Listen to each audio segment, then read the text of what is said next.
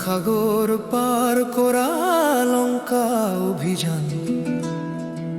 মই বাল্মীকি মহৰ্ষি সাগৰৰ মাজত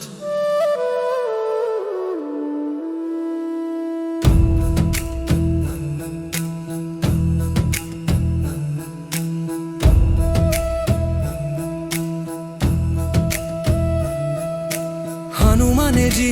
বিশ্বামৰ পৰীক্ষা পাইছিল মই চাইছিলো শনি গ্ৰহৰ প্ৰভাৱত আমাৰ ধৈৰ্য আত্মপৰীক্ষা আৰু সংকল্পৰ দৃঢ়তা হনুমানে দেখুৱালে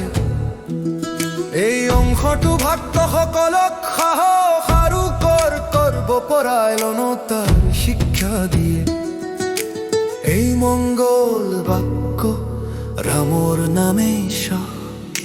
ৰামৰ ধানেই পথ ৰামৰ কাৰ্যৰ বাবে ডানা মেলি বেৰিয়া বানৰি বীৰুৰে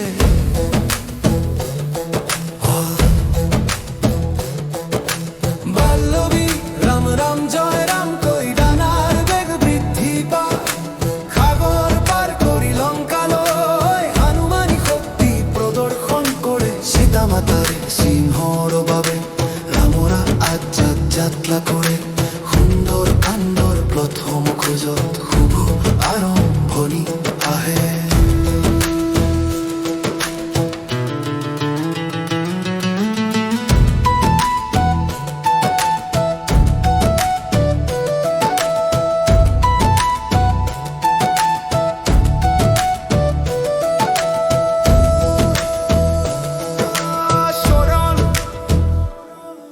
মহেন্দ্ৰগিৰিৰ শিখৰত থিয় হয়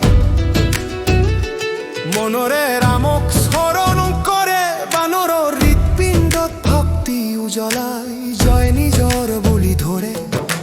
পৰ্বত কম্পিত হয় বায়ু পথ দেখুৱাই জয় শ্ৰীৰামৰ নাদে আকাশত কম্পিত হয় বাল্লৱী ৰাম ৰাম জয় ৰাম কৈ ডানাৰ বেগ বৃদ্ধি পায়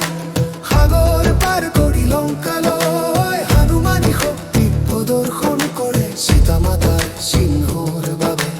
ৰামৰাজ কাৰ্যত যাত্ৰা কৰে সুন্দৰ কাণ্ডৰ প্ৰথম খোজত শুভ আৰম্ভণি আহে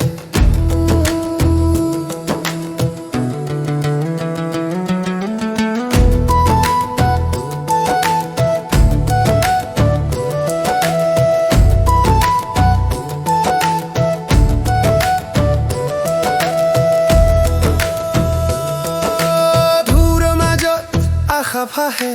সাগৰ সাক্ষী হৈ থাকে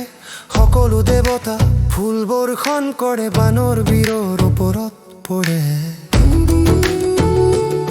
সীতা মাতাৰ দুখ দূৰ কৰিবলৈ এই খোজ প্ৰথম পোহৰ হয় ৰামৰ কাৰ্য দেৱৰ কাৰ্য হৈ যায় হনুমানৰ জয় লক্ষ্য হয় সমাপন ভাৱ ভক্তি থাকিলে শক্তি জন্মায় বিশ্বাস থাকিলে পথ খোলায় ৰামৰ নামে ৰক্ষা কৱচ